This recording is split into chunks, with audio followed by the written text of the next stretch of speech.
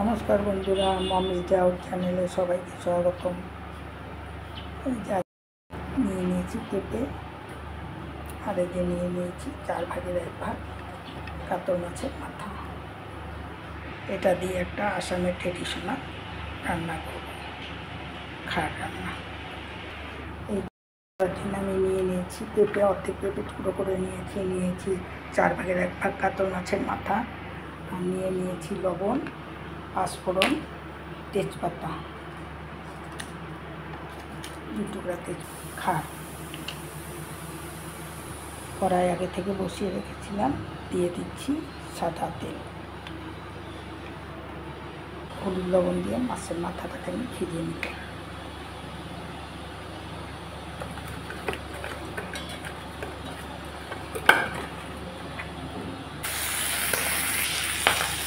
মাছের মাথাটা আমি ভিজিয়ে নিলাম, এখন আমি তুলে নিই।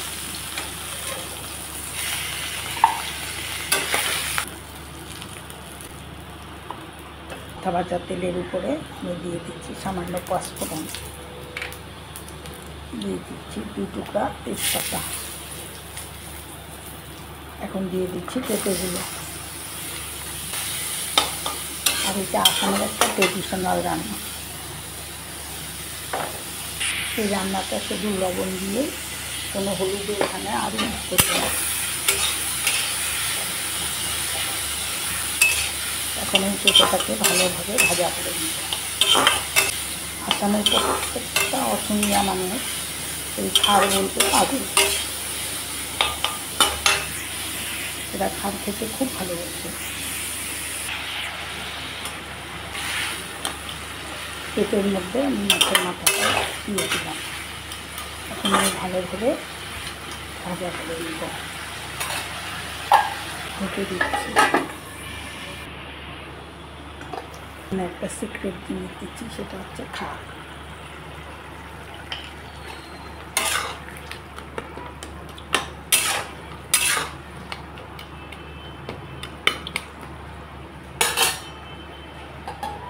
ঢেকে দিচ্ছি। ঢাকনা খুলে দিলাম। দেখুন, খার দেওয়ার সাথে সাথে কালারটা কিন্তু একদম চেঞ্জ হয়ে গেছে। এটা পেটের জন্য খুবই ভালো। দিয়ে দিলাম 2টো কাঁচা লঙ্কা, আবারও ঢেকে দিচ্ছি। এই রান্নাটা দেখতে যত সহজ, খেতে কিন্তু ততটাই ভালো লাগে আর উপকার, একেবারে পেটের জন্যে খুবই উপকার। ঢাকনা ফেলে দিলাম।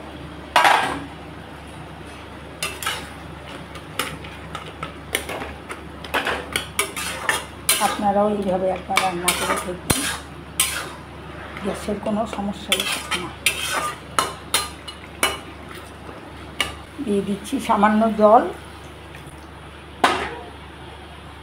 এখন আমি ভালোভাবে নাড়াচাড়া করে 2 মিনিটের জন্য ঢেকে দিই।